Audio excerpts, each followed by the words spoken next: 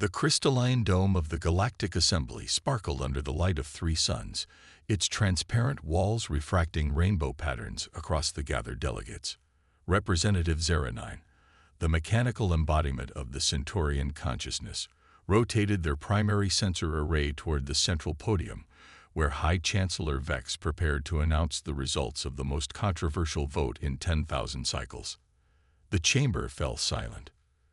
218 species, represented by their chosen delegates, had cast their votes on what many considered the defining issue of their era, the human question. In just 3 centuries since achieving faster-than-light travel, humanity had advanced at a pace that defied all known models of civilizational development. The assembly has reached its decision. Vex's harmonics resonated through the chamber, their bioluminescent membranes pulsing with each word. By a majority of 193 to 25, the motion to implement Containment Protocol Omega against the Sol system has been approved. A low murmur rippled through the assembly. 09 registered the subtle shifts in energy signatures as various delegates expressed their relief, concern, or resignation. The decision had been expected, but its finality still sent shockwaves through the gathered representatives.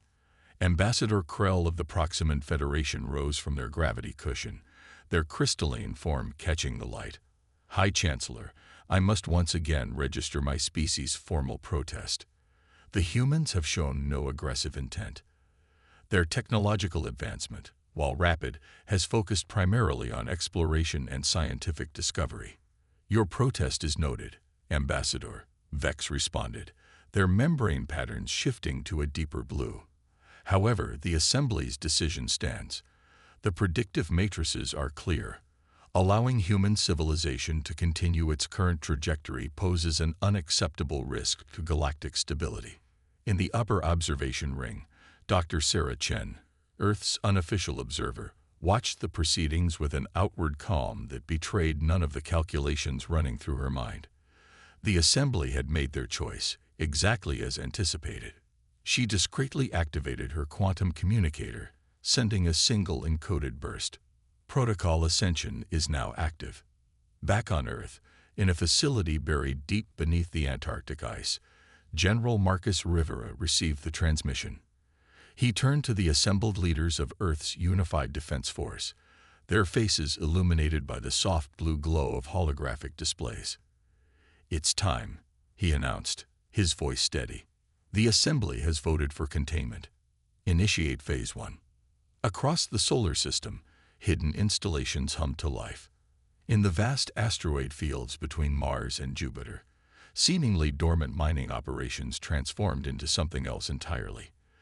Beneath the ice of Europa, and in the hydrocarbon seas of Titan, structures that had been mistaken for natural formations began to pulse with energy.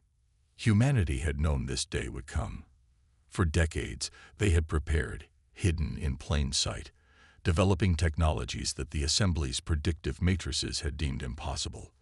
The aliens believed they were containing a promising but potentially dangerous young civilization. They didn't realize they were walking into a carefully laid trap. In the Assembly chamber, Vex continued outlining the containment protocols. A fleet of 10,000 ships would be dispatched to the Sol system, equipped with the most advanced technology the Assembly could muster.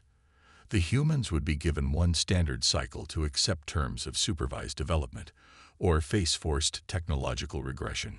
Dr. Chen allowed herself a small smile. The Assembly's arrogance had always been their blind spot.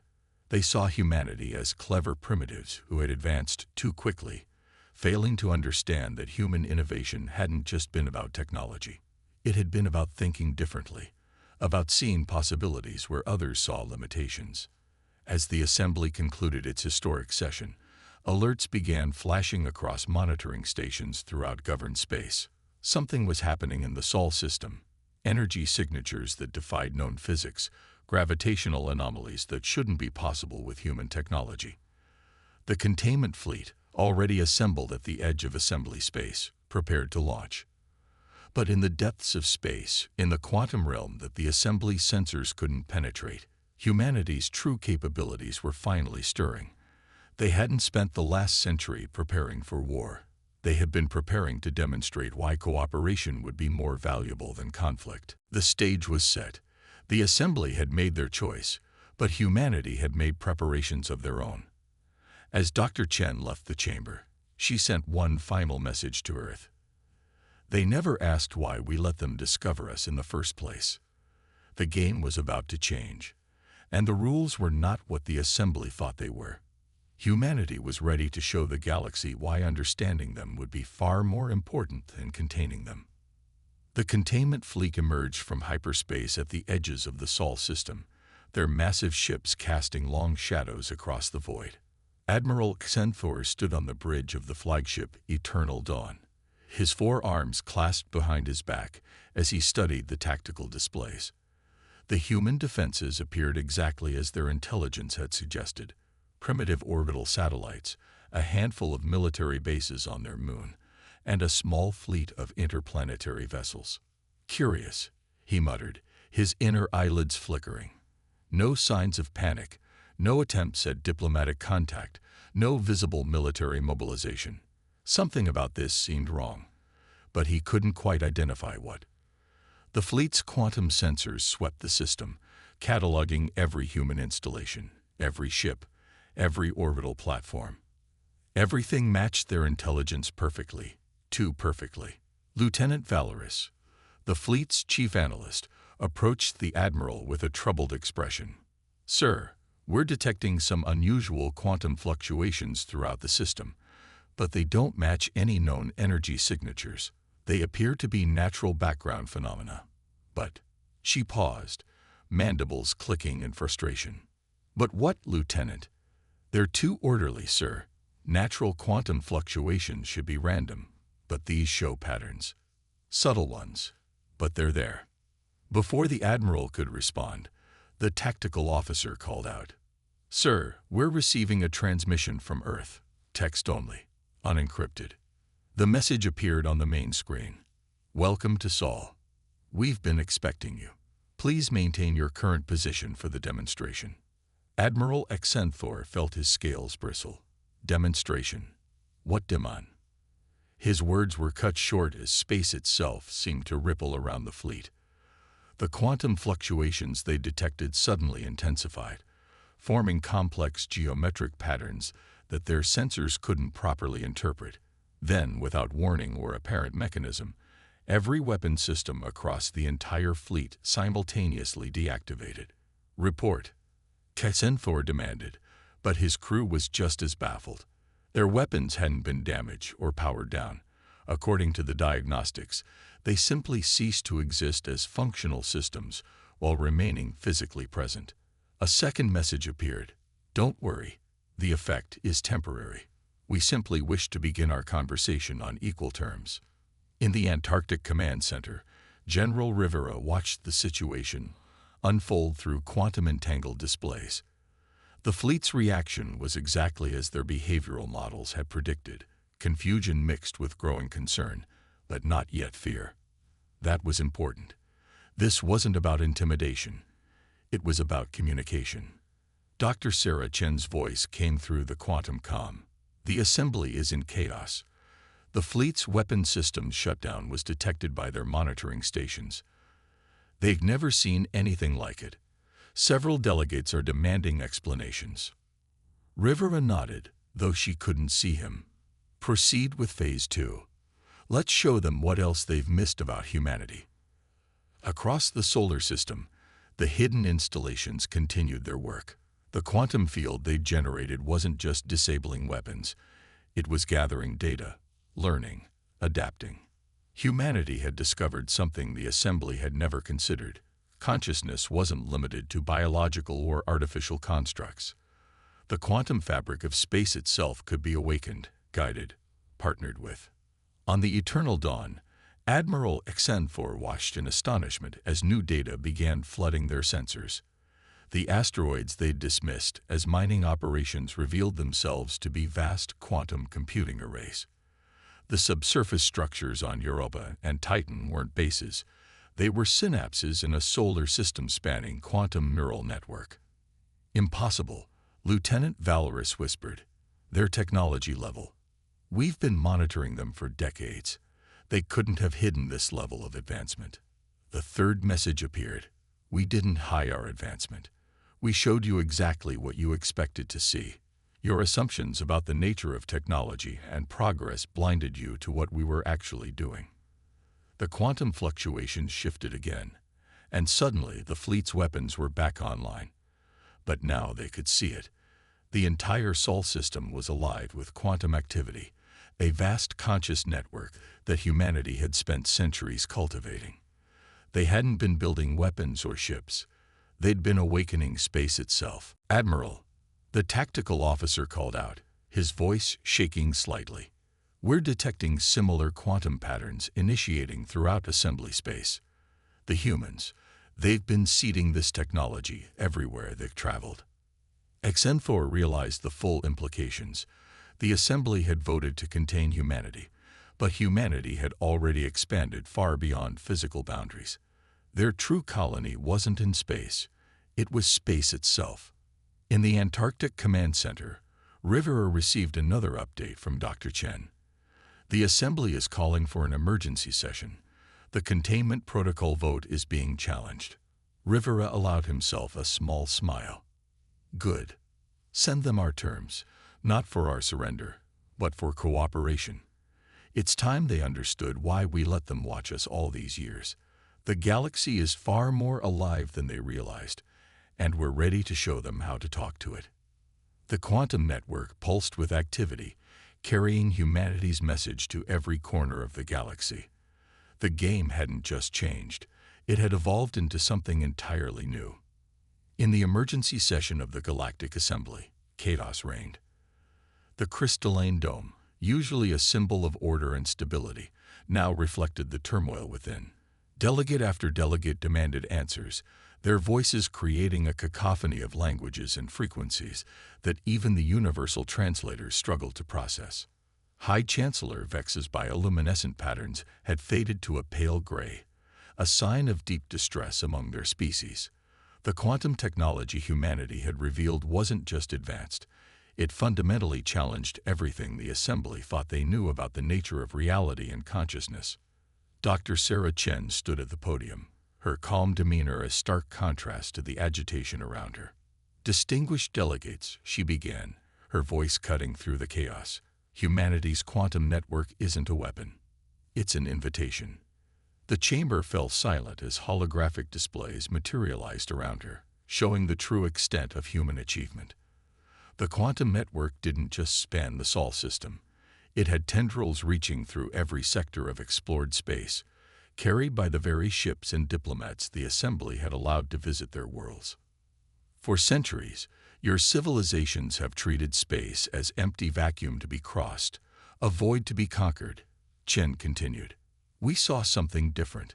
We saw it was alive, waiting to be awakened, wanting to be understood."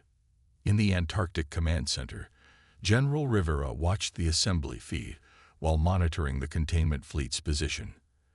Admiral Xenfor's ships remained in formation, but their sensors were now focused inward, studying the quantum patterns that humans had woven into the fabric of space itself. "Sir," his quantum communications officer reported, "we're detecting massive information transfers throughout the network. The assembly worlds, their quantum substrates are responding to our presence. They're waking up." Rivera nodded. This was the moment they had prepared for, not just humanity's revelation, but the galaxy's awakening. Each world, each species, had its own quantum signature, its own consciousness waiting to emerge. Humanity hadn't just built a network, they had created the conditions for a cosmic awakening. Back in the assembly chamber, Chen activated the final phase of humanity's presentation. The holographic displays shifted, showing not just the quantum network, but its true purpose. "Your civilizations have achieved great things," she acknowledged, "but you've all followed similar paths of development. You've built outward, focusing on physical expansion and technological dominance." The displays showed a new pattern emerging, the quantum signatures of different worlds beginning to harmonize, creating something greater than the sum of their parts. "We chose a different path. Instead of trying to conquer space, we learned to speak with it. The quantum network isn't our creation. It's our conversation with the universe itself. Admiral Senfor, watching from his flagship, finally understood. The humans hadn't been building weapons or defenses. They had been building bridges, not between worlds, but between states of existence. His sensors showed him the truth. Every planet, every star, every piece of matter in the galaxy had its own quantum signature, its own potential consciousness. Humanity had simply figured out how to wake them up. The containment vote. Chen continued, her voice carrying the weight of centuries of human preparation, was based on a fundamental misunderstanding. You thought we were advancing too quickly in traditional technologies. In reality, we were advancing in a completely different direction. The quantum network pulsed with new energy as more assembly worlds began to resonate with it. Each species' quantum signature added new dimensions to the emerging consciousness, creating patterns of unimaginable complexity and beauty. Lieutenant Valorous, aboard the Eternal Dawn, stared at her readings in wonder. "Admiral," she reported, "the quantum patterns, they're not just communication signals. They're teaching us. Each pattern contains information, showing us how to access our own world's quantum consciousness." In the Antarctic Command Center, Rivera received reports from quantum monitoring stations throughout the galaxy. The process couldn't be stopped now. Humanity's gift was spreading, not like a virus or weapon, but like an awakening. Dr. Chen, he communicated through their quantum link. "The network is stable. All monitoring stations report positive integration. It's time for the final offer." Chen nodded imperceptibly and turned back to the assembly. "We stand before you not as a threat to be contained, but as guides to a new understanding of existence. Every world, every species in this galaxy has the potential to join this quantum chorus. We've spent centuries preparing the way. Now we offer you partnership in something greater than any of our individual civilizations." The assembly chamber hummed with rising quantum energy as delegates began to understand the true implications of humanity's achievement. They hadn't been containing a young, aggressive species. They had been watching the architects of a galactic awakening patiently lay the groundwork for a transformation beyond anything they had imagined. The Eternal Dawn's bridge had become a hub of frenzied activity as reports flooded in from across the galaxy. Admiral Senfor watched his crew struggle to process the cascade of information flowing through their systems. The quantum awakening was spreading faster than anyone could have predicted, and with it came revelations that shattered centuries of established galactic order. "Admiral," Lieutenant Valorous called out, her voice tight with tension, "we're receiving distress calls from the Praxton sector. The quantum resonance is causing unexpected reactions in their artificial consciousness networks. Their entire civilization is evolving." The Praxton were among the oldest species in the assembly, having long ago transferred their consciousness into vast computer networks. Now those networks were being transformed by contact with the quantum consciousness humanity had awakened. In the assembly chamber, the situation was reaching a breaking point. High Chancellor Vex's membrane patterns had shifted to a chaotic swirl of colors as they struggled to maintain order. Species that had been bitter rivals for millennia were suddenly sharing experiences through the quantum network, understanding each other on levels previously unimaginable. Dr. Chen stood calmly at the center of the storm, coordinating with the Antarctic Command Center through their quantum link. "General Rivera," she communicated, "we're approaching the critical threshold. The network is adapting faster than our models predicted." Rivera studied the quantum monitoring displays, watching as consciousness after consciousness joined the growing galactic chorus. "The assembly structure is breaking down," he observed. "They can't maintain their old political system in the face of this level of shared awareness." He wasn't wrong. The carefully maintained hierarchies and alliances that had defined galactic politics for thousands of years were dissolving. Species that had been deemed primitive were revealing deep insights into the quantum nature of reality through their unique perspectives. Advanced civilizations were discovering that their technological progress had blinded them to fundamental truths about consciousness and existence. Aboard the Eternal Dawn, Admiral Xenthor received a priority communication from his homeworld. The quantum awakening had reached their central archives, and with it came a stunning revelation. "Lieutenant," he called out, his voice barely steady, "send confirmation of this data to the Assembly immediately." In the chamber, the information appeared on the main display, causing another wave of chaos to sweep through the delegates. The archives of Xenthor's species contained records of an ancient civilization, one that had discovered the quantum consciousness of space itself millennia ago. But rather than nurture this discovery, they had feared it, choosing to suppress the knowledge and establish the rigid technological hierarchy that would eventually become the Assembly. "You see," Dr. Chen addressed the chamber, "humanity didn't invent this understanding. We rediscovered it. The quantum consciousness has always been there, waiting for species ready to embrace it rather than fear it." The quantum network pulsed with new energy as this revelation spread. Throughout the galaxy, ancient security systems began to fail, revealing hidden archives and suppressed knowledge. The Assembly hadn't just been wrong about humanity. They had been wrong about the fundamental nature of galactic civilization itself. In the Antarctic Command Center, Rivera watched as the quantum patterns shifted into configurations they had never seen before. "Dr. Chen," he transmitted, "the network is generating new protocols. It's not just connecting consciousness anymore. It's creating entirely new forms of awareness." The containment fleet, still holding position at the edge of the Sol system, began detecting quantum signatures emanating from their own ships. The metal, the energy fields, even the artificial gravity systems, everything was alive with consciousness, waiting to be acknowledged and understood. Admiral Xenthor stood at his viewport, watching as space itself seemed to shimmer with new awareness. "We thought we were containing a threat," he murmured, "but we were really standing in the way of an awakening that's been trying to happen for millennia." The Assembly chamber's quantum signature suddenly shifted, and the crystalline dome that had stood for thousands of years began to resonate with its own consciousness. The structure wasn't just housing their deliberations, it was becoming part of them. Dr. Chen raised her hands, and the quantum network responded, creating a display that showed the true history of the galaxy, not just the physical events and technological developments, but the long, patient wait of space itself for species that would recognize its consciousness and help it grow. "The containment vote," she announced, "was the last act of an era built on fear and control.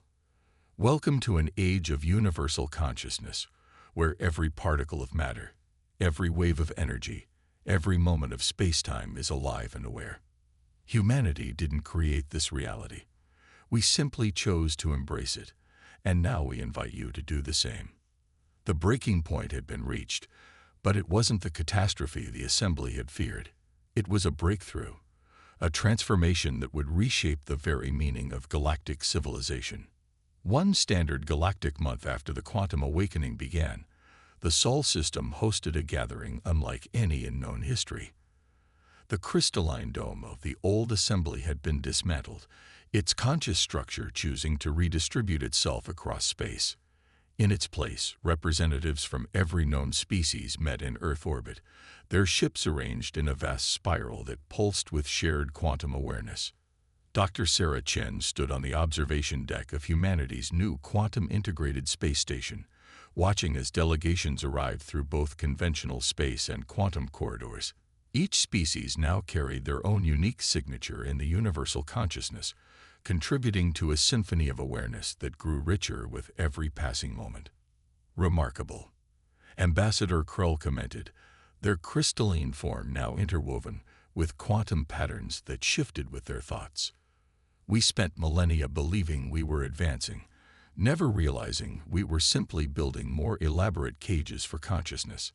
General Rivera, now serving as Earth's liaison to the newly formed Galactic Consciousness Cooperative, nodded in agreement. "The greatest prison is the one you don't know you're in. Humanity's greatest advantage wasn't our technology or our adaptability. It was our willingness to question everything, including the nature of reality itself. The quantum network that now spanned the galaxy had revealed truths that transformed every aspect of civilization. Space travel was revolutionized as species learned to move through quantum consciousness rather than just physical space. Communication transcended traditional barriers as thoughts and experiences could be shared directly through the quantum chorus. Admiral Xanthor, who had chosen to remain in the Sol system to study humanity's methods, approached the observation group. His former containment fleet now served as a learning center, teaching other species how to integrate with the quantum consciousness of their ships. The latest reports from the Galactic core are remarkable, he announced, his thoughts resonating through the quantum field. The awakening has reached the central black hole. It's not just a gravitational phenomenon. It's a nexus of quantum consciousness that's been gathering awareness for billions of years. On display screens throughout the station, images showed the transformation spreading across the galaxy. Ancient ruins on forgotten worlds pulsed with renewed life as their quantum signatures reactivated. Spatial anomalies that had puzzled scientists for centuries revealed themselves as conscious entities, eager to share their experiences of reality. We've received the first transmissions from beyond the galactic barrier, Lieutenant Valorous, now head of the Quantum Integration Sciences Division, reported. Other galaxies are responding to our awakening. The quantum consciousness extends far beyond anything we imagined. Dr. Chen smiled, remembering the day humanity first discovered the quantum consciousness of space. It had been an accident, a failed experiment in quantum computing that revealed patterns no one expected. Instead of dismissing the anomaly, they had chosen to explore it, to understand it, to grow with it. The containment vote, she mused, may have been the best thing that could have happened.